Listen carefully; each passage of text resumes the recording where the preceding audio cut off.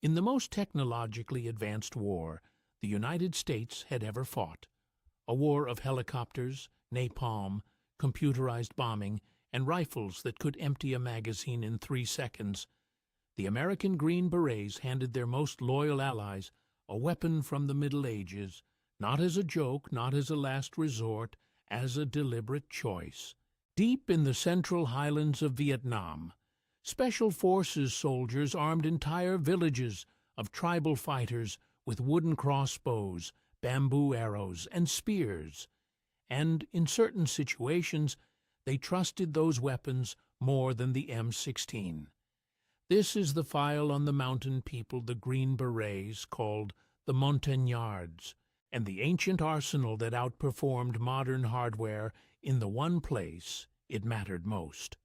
Over the next 20 minutes, we're going into the strangest alliance of the Vietnam War.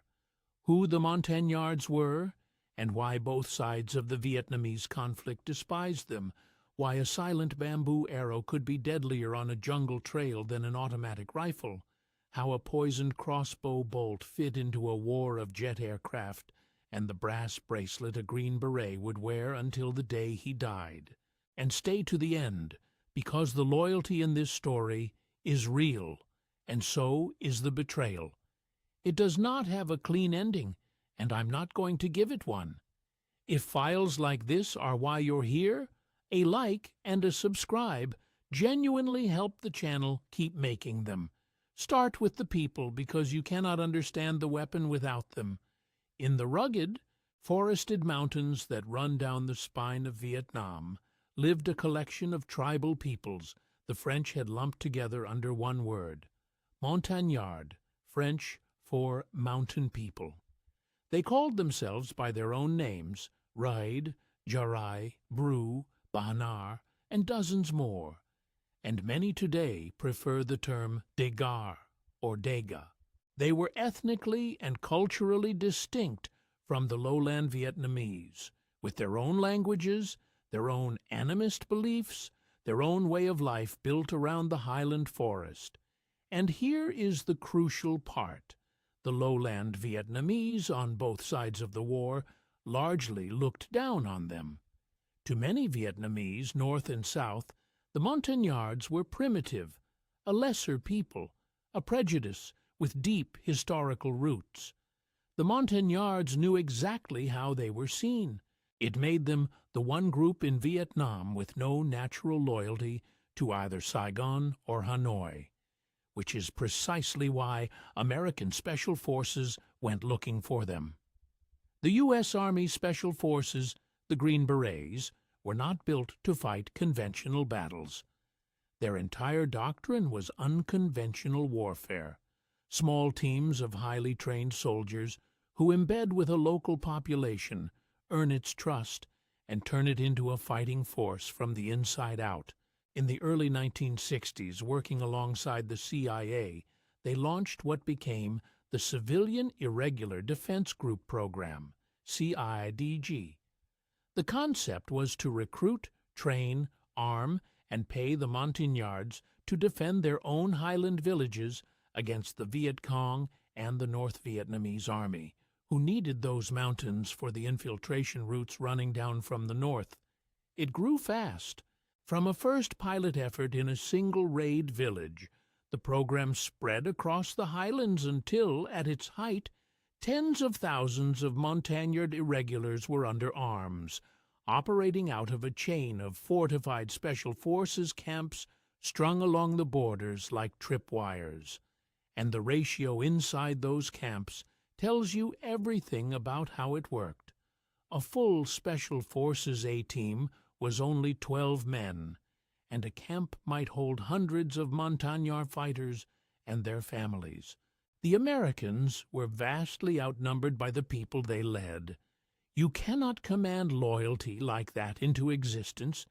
You can only earn it, and the way you earn it is by living the same hard life and taking the same risks, day after day, until the line between the outsider and the tribe stops being a line at all. For the Green Berets, the Montagnards were close to an ideal partner. They already knew the terrain better than any outsider ever could. They were superb woodsmen and hunters. They were fierce, and they were reliable. And they had every reason in the world to fight the same enemy the Americans were fighting. A bond formed in those camps that Special Forces veterans would describe for the rest of their lives. A genuine brotherhood between the American soldiers and the mountain people they lived with, ate with, and bled with. But when it came time to arm them, the Green Berets ran into an interesting truth. The most modern weapon was not always the best one. Here's the problem. Early in the program, the standard weapons available for the CIDG were not the newest in the American inventory. Often World War II-era arms, and later a mix of rifles including the M16. And a rifle, any rifle, has a set of demands. It needs a steady supply of the correct ammunition delivered through a logistics chain into some of the most remote terrain in Southeast Asia. It needs cleaning and maintenance to keep functioning in heat and mud and monsoon. And above all, it is loud.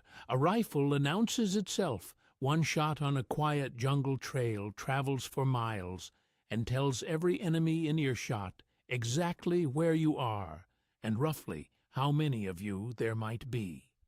For a lot of what these Highland fighters actually did, hunting to feed the village, guarding a perimeter at night, ambushing a small enemy patrol, silencing a sentry so a larger force could move. Loud was the last thing you wanted. And the ancient weapon the Montagnards had been carrying for centuries solved every one of those problems at once. The crossbow.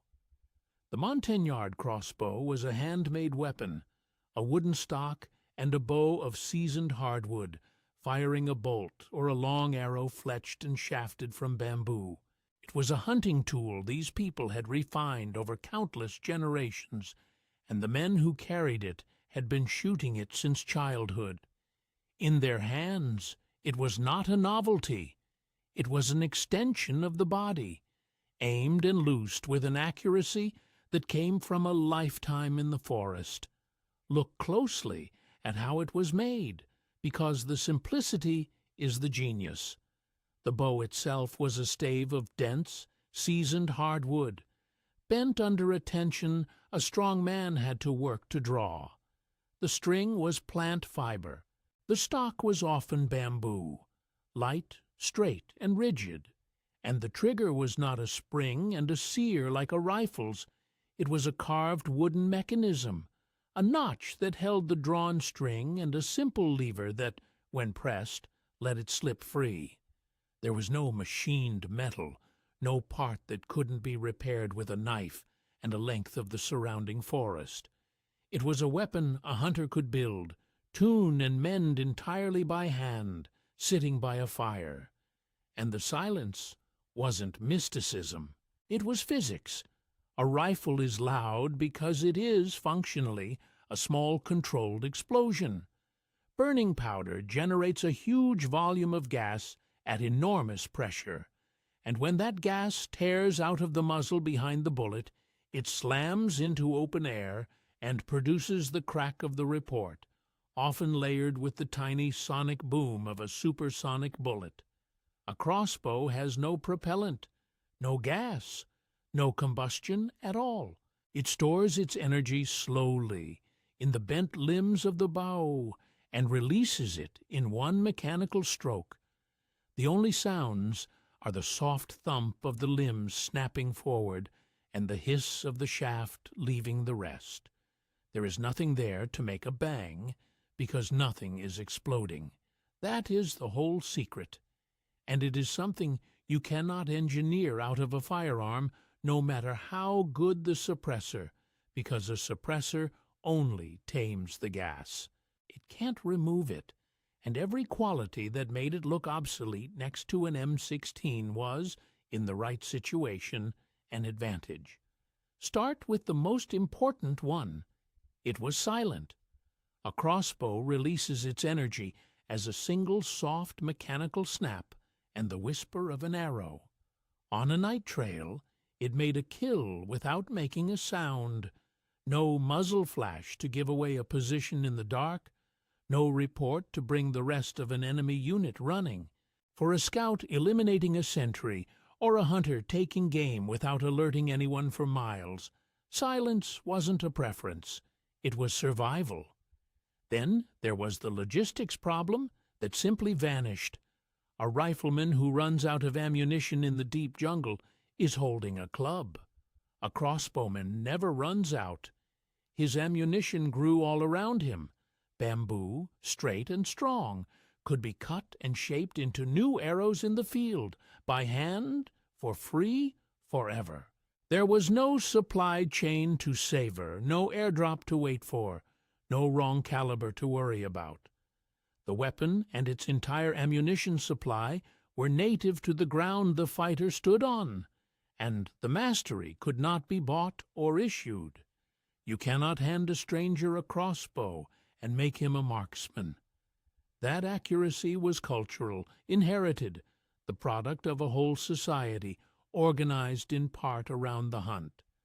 The Green Berets didn't have to train the Montagnards to use these weapons. The Montagnards were already the experts. In a sense, the Americans weren't arming them at all. They were recognizing an expertise the mountain people already had, and folding it into a modern war. Watch a Highland hunter work, and you understand the difference. He does not aim the way a soldier is taught to aim, in the deliberate mechanical way of a rifle range. He reads the trail, the disturbed leaf, the bent stem, the direction of a sound too faint for an outsider to catch. The way a lifelong reader takes in a sentence without conscious effort, because the forest had been his classroom since before he could walk. The crossbow in his hands was only the last few inches of a skill that started in the eyes and the ears. No amount of American instruction could install that. It could only be born into. There was one more piece, and it's the part that closes the gap between a hunting tool and a weapon of war. A crossbow bolt, compared to a bullet, carries very little energy. It kills by cutting, not by shock, and a wound from one is not always immediately stopping. So the Highland hunters had an answer for that too, one they had used on game for generations. They poisoned the tips. Plant-derived toxins, prepared from the forest, smeared on the arrowhead. Now the weapon didn't need to deliver a fatal blow on impact. It needed only to break the skin. Accounts of Montagnard fighters describe poisoned arrows and bolts used against the enemy in exactly this way, turning a low-power hunting weapon into something that could kill from a scratch. Sit with the full picture of it, a weapon that is silent, that never runs out of ammunition, that requires no supply line, that is wielded by a lifelong expert, and whose arrows can be tipped with poison. Against a distant enemy patrol in open ground, it is no match for a machine gun. But that was never its job. On a black trail at 2 a.m, 10 feet from a man you cannot afford to let scream, it was, quietly, one of the most effective tools in the entire war. Here's the tactical reality, so you feel it. It is the middle of the night in the central Highlands. You are lying in the wet undergrowth beside a Montagnard scout who has lived in these mountains his entire life. A path runs a few meters away, pale in the darkness. An enemy soldier is moving along it, alone, ahead of the unit behind him. If you fire your rifle, you kill him, and you also announce your presence to every man on that trail, and the ambush you came for is over before it starts. And now the hunters are the hunted. Beside you, the scout raises a weapon older than gunpowder. There is a soft snap. The man on the trail folds into the grass without a word. The night stays silent. The unit behind him keeps coming, still believing the way is clear. That is why the Green Berets armed a tribe with medieval weapons, not because they had nothing better, because in that specific brutal moment there was nothing better. The crossbow was the sharpest example, but it wasn't the only piece of ancient technology in this war, and the rest followed the same logic. That in the jungle the old, simple, silent, locally made solution often beat the modern one. The Montagnards and the Viet Cong alike were masters of the trap, and the most infamous of them all was about as low-tech as a weapon can get: the punji stake. A punji stake was nothing more than a sharpened length of bamboo, hardened over a fire, and planted at an angle in a concealed pit, or in the brush along a trail. Sometimes the points were smeared with filth to guarantee the wound infected. It cost nothing. It made no sound. It never ran out of batteries or ammunition, and it did something a bullet often didn't. Instead of killing a soldier outright, it maimed him, and a wounded man is a heavier burden on a unit than a dead one. He has to be carried, treated, evacuated, pulling several other men off the fight. A stick, sharpened and hidden, bleeding the most powerful army on earth 1 foot at a time. And the bamboo that made the punji stake made the crossbow arrow, and grew in endless supply in the same forest. The material was the message. The jungle itself was the arsenal, if you knew how to read it. And the mountain people had been reading it for 1,000 years. Now, the part of the file I won't dress up. The bond between the Green Berets and the Montagnards was not a transaction, and the men who lived it never described it as one. In the Highland camps, the Americans took part in the tribe's rituals. In a sacred ceremony of brotherhood, a Montagnard elder would slip a simple brass bracelet onto the wrist of a Special Forces soldier, binding him to the tribe. Green Berets wore those bracelets for decades. Many wore them to their graves. Ask an old Special Forces veteran of that war about the Montagnards, and you will very often see something change in his face, because to the men who were there, these were not primitive tribesmen they had cleverly recruited. They were brothers, in the most literal sense the war allowed, which is what makes the ending so hard. The Montagnards fought and died alongside American Special Forces in enormous numbers, absolutely loyal. And when the war ended and the Americans went home, the mountain people were left behind, in a unified Vietnam ruled by the very government they had spent a decade fighting. What came next for many of them was persecution, imprisonment, the seizure of their ancestral lands, and a long, grinding effort to erase their way of life. Some escaped. Small communities of Montagnards resettled in the United States, many of them, fittingly, in North Carolina, home of the Special Forces, brought there in part by the American veterans who had worn their bracelets and refused to forget them. Many more did not get out. Their story after 1975 is one of the quietest tragedies of the whole war. So when you picture the Vietnam War, picture the helicopters and the jets and the rifles, yes. But picture also a mountain hunter in the dark with a wooden crossbow his grandfather could have carried, killing without a sound to protect a village the modern world had written off, and an American soldier lying beside him with a brass bracelet on his wrist, who understood that the most advanced army in history had, in that place and that moment, everything to learn from him. The Green Berets didn't arm a tribe with medieval weapons because they underestimated their enemy. They did it because they had the wisdom to recognize that the oldest tool in the right hands was the right tool, and the right hands belonged to the Montagnards. If this file was worth your time, leave a like. It pushes this history in front of more people who never heard the Montagnards' name. If you served with special forces in the Highlands, or you carry a bracelet, or your family came out of those mountains, the comments below are the record now. Tell us where in the world you're watching from and what you know. And if you want more of what they didn't put in the textbooks, subscribe. The files keep coming. To the mountain people who fought with everything they had, ancient and modern, and were owed far more than they were ever given, this one was for you.